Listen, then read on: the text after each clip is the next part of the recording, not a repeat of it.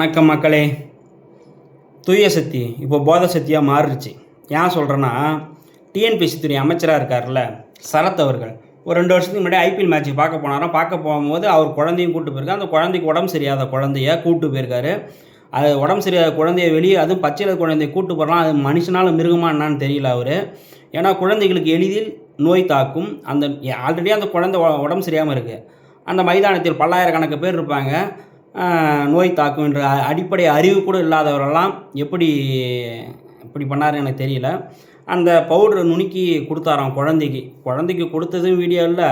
அந்த பவுடரை நுணுக்கிறது வந்து குழந்தைக்கு மாத்திரை கொடுக்குறது என்னடா தக் லைஃப் மூவ்மெண்ட் உங்களுக்கு அப்படின்னு இன்ஸ்டாகிராமில் போட்டிருக்காருங்க. தக் லைஃப் மூவ்மெண்ட்டுன்னு தக் லைஃப் மூவ்மெண்ட்டும் போட்டு நீ மாத்திரை கொடுப்பீங்க. கேட்டால் குழந்தைக்குன்னு நீயும் உங்கள் மனைவியும் வந்து விளக்கம் கொடுப்பீங்க. எப்படின்னா இவர் சொல்லுவார், அமைச்சர் அவர்கள் சொல்லுவார் பிறந்த குழந்தை அப்படின்னு இவர் சொன்னார். அந்த வீடியோ நீ நல்லா பாருங்கள். பிறந்த குழந்தை என்று சொல்வார். அவர் மனைவி வந்து 1.5 வயசு குழந்தைன்னு சொல்லுவாங்க. இதில் யார் சொல்கிறது உண்மை, யார் சொல்கிறதுன்னு? சரி, ஒரு அமைச்சர் வந்து இப்படி பண்ணிட்டாரு, குற்றச்செயலில் ஈடுபட்டிருக்காரு, அவரை கண்டித்து எதிர்க்கட்சிகள் ஆர்ப்பாட்டம் பண்ணுவதெல்லாம் ஆர்ப்பாட்டம் பண்ணும், அறிக்கை விடும் தான். இதெல்லாம் ஏற்றுக்கொள்ள பக்குவம் இல்லாத தமிழக வெற்றி கழகத்தை சேர்ந்த அரசு, அதை கவர்ச்சி முதலமைச்சர்கள் அவருடைய காவல்துறையை வைத்து இன்று ஏவல்துறையாக மாற்றியுள்ளார். ஏவல்துறையாக வைத்து இன்றைக்கு ஆர்ப்பாட்டம் செய்ய இருந்த திமுகவினர் அனைவரையும் கைது செய்து ஆங்காங்கே மண்டபத்தில் வைத்துள்ளார். நீங்கள் தான் தூய சக்தி இல்லை, தூய சக்தி தானே.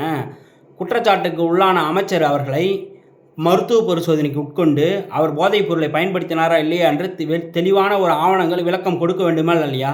நீங்கள் தான் நேர்மையான ஆட்சியின் சிகரமே அப்படின்னு மக்களை வெளிப்படைத்தன்மையாக இருக்குன்னு மக்களிடம் பொய் பேசுகிறீர்களே. வெளிப்படைத்தன்மை எங்கேயாச்சும் இருக்கா? போதைப் பொருளை பயன்படுத்தி அமைச்சரை பாதுகாப்பதெல்லாம் எந்த வகை லட்சணம்? உங்கள் லட்சணம், ஆட்சி லட்சணம் இதுதான். நீங்கள் சொன்ன தூய சக்தியா? தூய சக்தி இப்போ போதை சக்தியாக மாறிடுச்சா என்ன? கேள்வி கேட்குறனெல்லாம் நீங்களாம் என்னடா கேள்வி கேட்குறீங்க?